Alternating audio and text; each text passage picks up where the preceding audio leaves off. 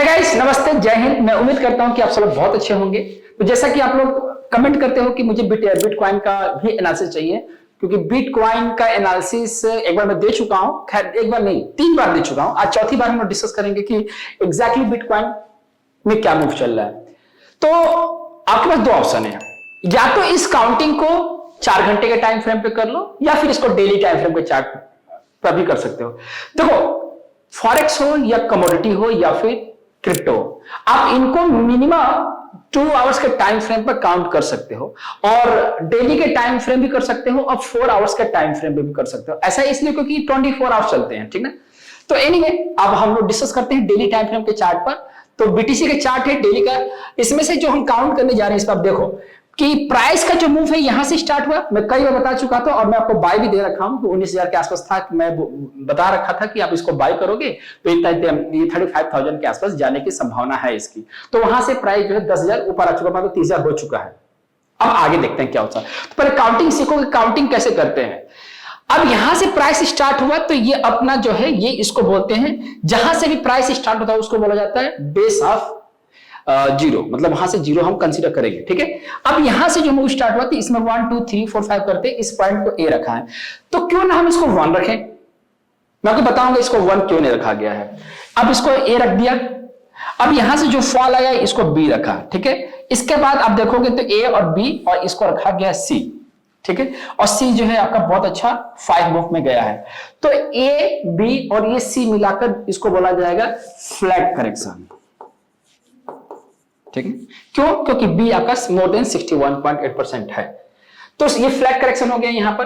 तो यहां पर फ्लैट करेक्शन कंप्लीट करते ही मतलब एक करेक्शन जो है ओवर हो गया। तो जैसे ही कोई एक करेक्शन ओवर होता है तो उसको हम लोग उसको डब्ल्यू कंसीडर करते हैं। तो इसको मैंने डब्ल्यू कंसीडर किया हुआ, ठीक है।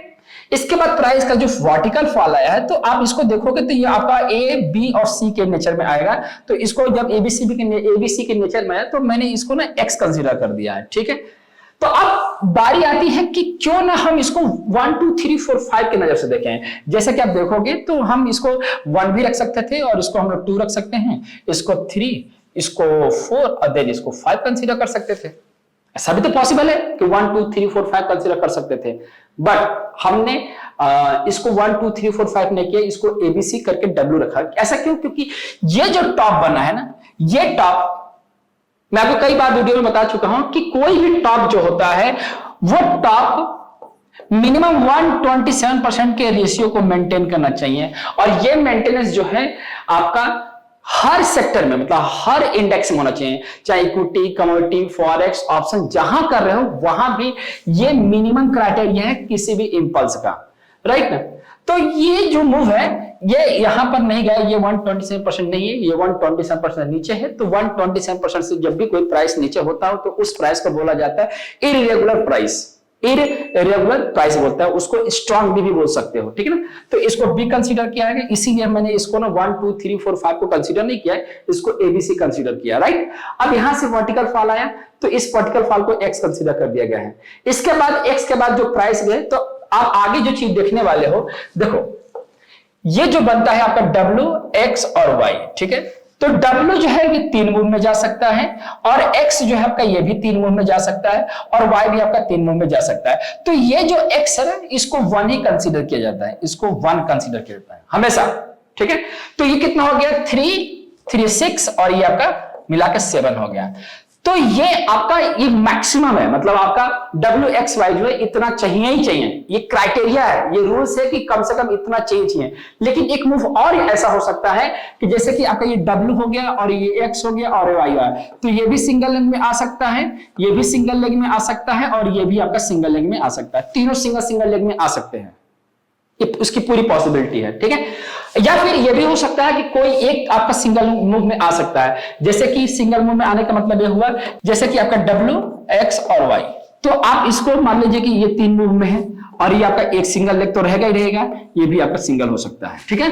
तो इसमें और इसमें कोई भी एक मूव जो है आपका 1 मूव में हो सकता है, ठीक है। अब यहां पर देखो, तो कहने का मतलब ये है कि यहां पर हम जो काउंट कर रहे हैं, तो ये डब्ल्यू हो गया और ये एक्स हो गया। तो मैंने क्या किया ना कि इसका इक्वलिटी निकाला है। किसका इक्वलिटी हम कंसीडर करेंगे? डब्ल्यू का। W equal to Y. ठीक है, W इक्वल टू वाई, इसको आप क्या बोलोगे, इक्वालिटी।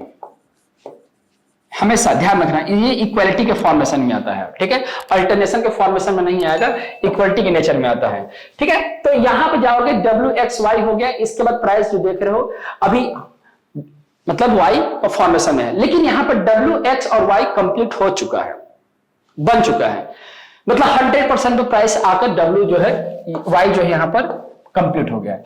ये तो आपका Y जो है ना, ये एक मिनिमम क्राइटेरिया को फुलफिल कर रहा है, 100% प्राइस आते ही आते, चाहे वो A इक्वल टू C हो या फिर W इक्वल टू Y हो, ये होता ही होता है।